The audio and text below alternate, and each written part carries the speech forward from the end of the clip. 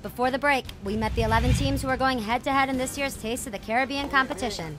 In this episode's team competition, each team has 1 hour to prepare their menu, which must be presented to the judges at that time. Then they will have to prepare 35 versions of the 3-course meal in 3 hours, making a total of 105 dishes per team, served to hundreds of hungry onlookers. The competition is heating up and the clock is ticking. Let's get to the floor and catch up on the action. St. Lucia's missing chocolate is burning a hole in their plans, and they may have found themselves in hot water. I'm missing my white chocolate. Didn't you take it? Who take it? I didn't take your white chocolate. What do you mean? White chocolate. We had white chocolate right there. Somebody took it. Somebody grab it. Yeah, it is a nightmare. Extremely stressful for a moment there. As if it wasn't challenging enough losing a key ingredient, their white chocolate, St. Lucia has just realized that their ice cream machine is also not working. I'll speak to the judges, let me see. I think we have to find out. Yeah. It's not churning or it's not freezing? I don't know, it's not freezing. It worked very well last night. Well, our ice cream machine broke down. Don't ever bring an ice cream machine to a Caribbean competition. We can use the one inside? No. Oh my God. It's more panic when you run into a short time and you're close to not perform. We have to deliver. One thing you have to be careful of is you can get too ambitious and your food becomes complicated, it looks messy and it tastes confusing. We're still working with the very basic principles and we're not really dependent on any sexy appliances and ice cream machines. And I'll stay with you and we'll go through the whole process of making a tureen together. Oh, well, our first dish will be a fish appetizer. We'll be serving that with a salad, a form of salsa or dressing. That's it. Now take that piece. That's it. Take the clove. This piece. Yeah, the cut face on the mat. Rub it. And what I'll do is put the garlic oil on the mat. And then smell the mat after your CD. Yeah?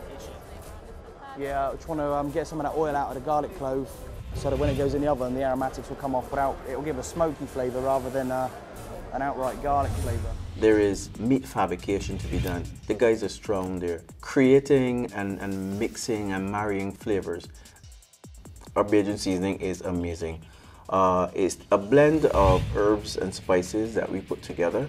Now, some of these things really are to eat on their own, but when they come together in a dish, when the judges taste Barbados, that it is, wow, that's a beginning.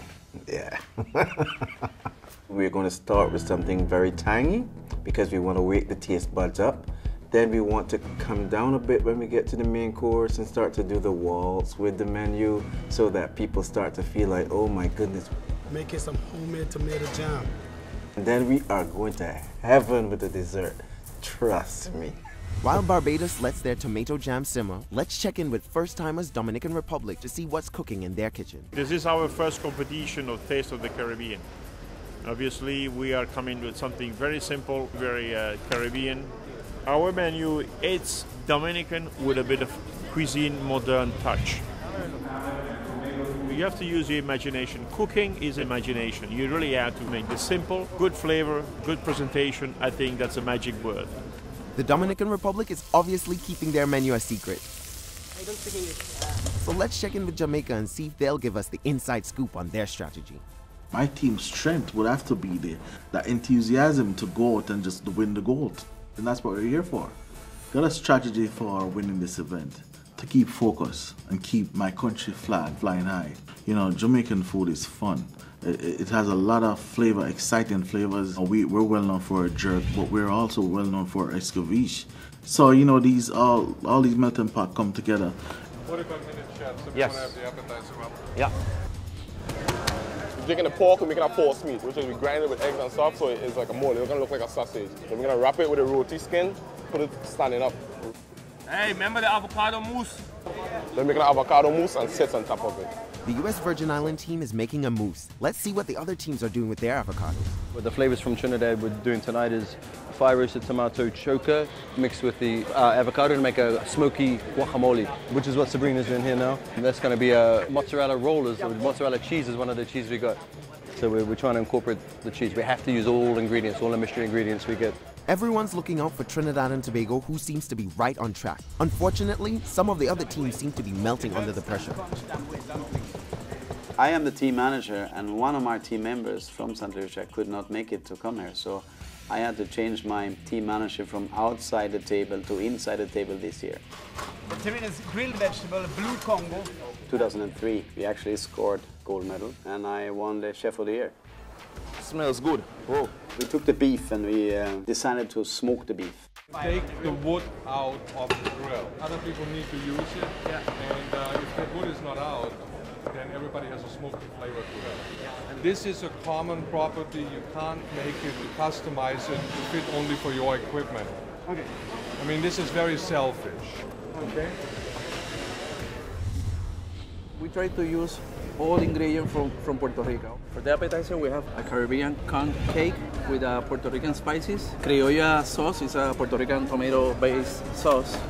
It's the appetizer. In the dessert, we have a cassava flour to make the cake. We combine the chocolate with raspberry to make a sauce. Bien, bien.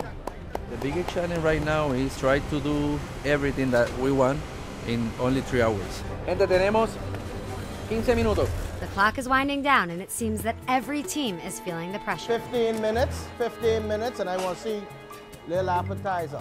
All the chicken should be done. Roulades need to be finished. Onions finished chopping in a container. Still shouldn't be on the board with something else. Manny, here, hot. Get your cloth, hot. If you see that they are working for 3 hours and they are not on time, that is for me the hardest part. Okay. The best part of cooking and the reason I love cooking is because of the pressure. You have to find the zen within yourself, focus on what you're doing and what you're going to do, and execute it in that fashion. While Diego from the Dominican Republic finds his zen, other teams take a different approach. Come on, Andrea, hurry. Cut it like you mean business. Real war. Clip the strings quickly. Get it out here. Me as a manager, I'm kind of crazy when it comes to things, so I'm very particular. I don't play with the guys. Trust me. Forget that. Forget that. No. Janelle, could you melt me a little bit of butter? Quickly, please. Yeah. Andrea, uniformity is very important to us. Look at what you're doing. Come on. St. Lucia has been in a cooking calamity all day. The clock is ticking and they're still without an ice cream maker. Our ice cream machine has given us some trouble. You don't have like, any chance to have one? No, not at all. Okay, boy. Oh boy, difficult times. Of course, something didn't go as it's supposed to go. Our ice cream machine broke down, so we had to make a quick fix. We had to put gelatin in our ice cream batter to make it kind of a bavaroise instead of an ice cream. After a streak of bad luck, St. Lucia is using sheer culinary creativity to turn their luck around. And now they're back in the race to secure their space in the next round of the competition. All right, it's good. Are you going to butterfly it a little bit? Or not? Shit. And then, Abay, that's not what I wanted. All right, you have 10 minutes to do this, huh? Come on, guys, you're looking great. As the clock winds down, the gourmet meals are being artfully presented, while an audience of 400 eagerly awaits to taste these marvelous meals. Now we're finished plating. The guys did a very, very good job. I'm very proud, so I'm happy with that. There's only 3 minutes left. We're feeling pretty good. We've got all of our plates pretty much set up. All we need to do is put the finishing touches. They look good. They look beautiful. Pretty happy. I'm standing here in front of Carousel, and they have put themselves in a bit of a bind if they end up serving what should be a hot appetizer on a cold plate.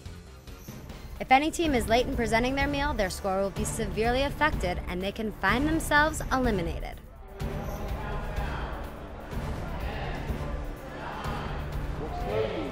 Quickly, get it out. Good man, good. All five.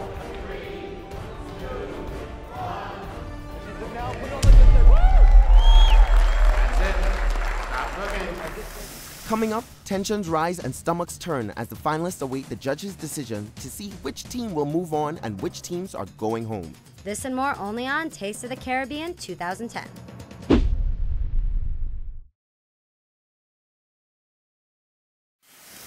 We're here at the 2010 Taste of the Caribbean, being held at the luxurious Wyndham Rio Mar Resort.